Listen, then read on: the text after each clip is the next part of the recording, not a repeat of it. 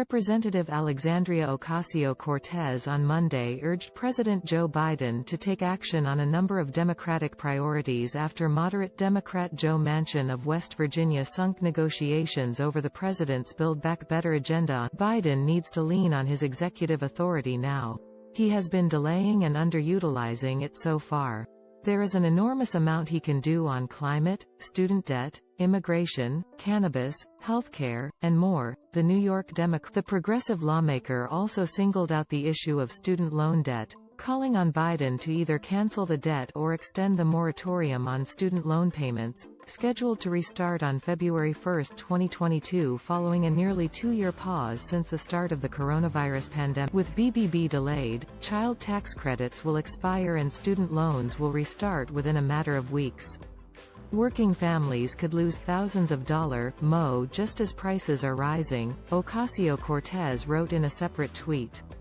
That alone is reason for POTUS to act on student loans ASAP, with either moratorium. Ocasio-Cortez, along with a slew of Democrats, have expressed outrage over Manchin's decision to step away from Biden's nearly $2 trillion spending package, which would dramatically expand the country's social safety net and tackle the climate change crisis, known as the Build Back Better Act. Manchin on Sunday abruptly announced in an interview on Fox News that he can't support the legislation after months of negotiations. "I can't get there. This is a no," the centrist Democrat said, citing concerns about inflation and the national debt. The House passed its version of the spending bill last month. But Biden needs all 50 Democratic senators on board for the bill to reach his desk. With Manchin's opposition and no Republicans in support of the package, the legislation faces an impossible path forward in the evenly divided Senate, unless Manchin chooses to restart negotiations. The White House fiercely defended Biden's spending plan and ripped into Manchin's decision to pull out of negotiations. If his comments on Fox and written statement indicate an end to that effort, they represent a sudden and inexplicable reversal in his position, and a breach of his commitments to the president and the senators' colleagues in the House and Senate, White House Press Secretary Jen Psaki said. Ocasio-Cortez echoed on Monday that Manchin's defiance represents an egregious breach of the trust of the president and called for congressional Democratic leadership to find a way forward on the bill.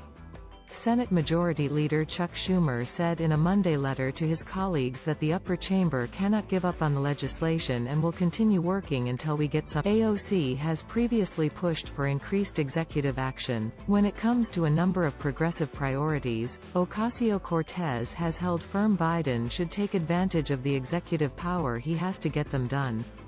For example, she told the New York Times in November that there is an enormous amount of executive action Biden could be utilizing to address student debt, climate change, and the past months were spent watching us just hand the pen to Joe Manchin and Kyrsten Sinema when Biden could have used his executive authority to progress his agenda himself. Ocasio-Cortez. When it comes to student loan forgiveness, Ocasio-Cortez, along with leading lawmakers on the issue like Massachusetts Senator Elizabeth Warren and Schumer, have maintained that Biden can cancel student debt broadly with a stroke of the pen. He doesn't need Manchin's permission for that, and now that his agenda is thinly sliced, he needs to step up his executive action game and show his commitment to deliver for people, Ocasio-Cortez said in October. Read the original article on Business Insider.